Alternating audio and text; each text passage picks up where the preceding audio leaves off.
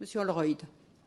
Oui, merci Madame la Présidente. Je veux remercier le rapporteur spécial de l'excellence de son travail et de la qualité des échanges qu'on a eus ici. Je veux dire par contre mon profond désaccord avec lui. La réalité, c'est que ce budget augmente de façon considérable. Il augmente de façon considérable dans toutes ses lignes, de 9%, de 12% presque sur les Français de l'étranger, de 8% sur le diplôme, enfin de presque 9% sur la diplomatie culturelle de l'influence, de 8,6% sur l'action des Français dans le monde. C'est un budget qui est hors norme en termes d'augmentation pour l'action dont on parle.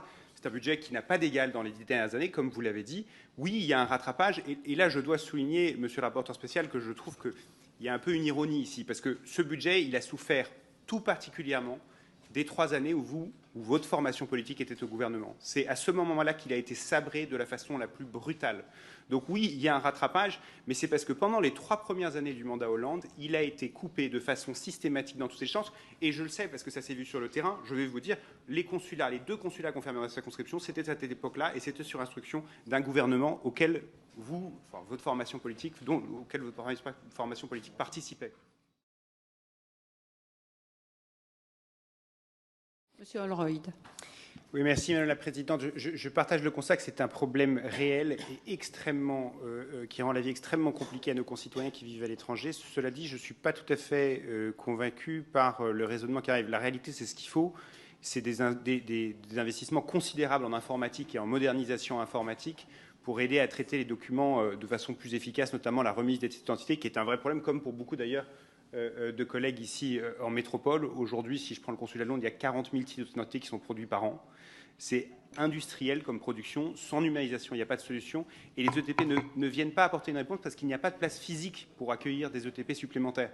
Donc la réalité, ce n'est pas ce qu'il faut. Ce ne sont pas des ETP. C'est une modernisation complète de notre administration et qui, objectivement, prend beaucoup trop de retard. Là, je partage totalement le constat.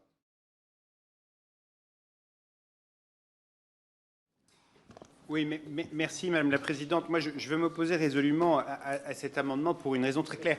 Au fond, cet amendement, il est très cohérent venant des bancs de la NUP, puisque la NUP, ça fait campagne sur l'idée d'imposer tous les Français à l'étranger.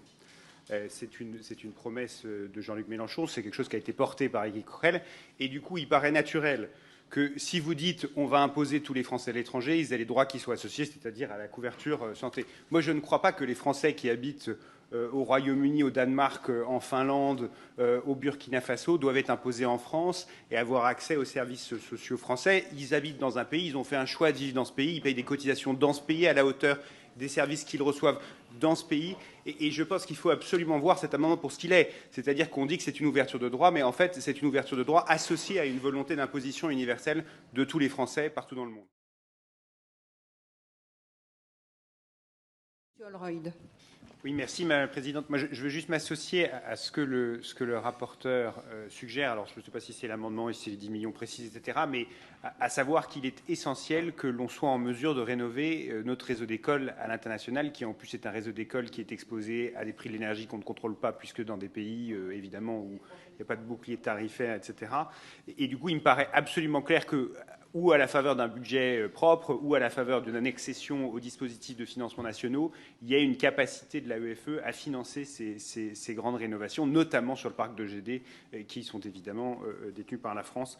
Donc je m'y associerai à titre. Monsieur Holroyd.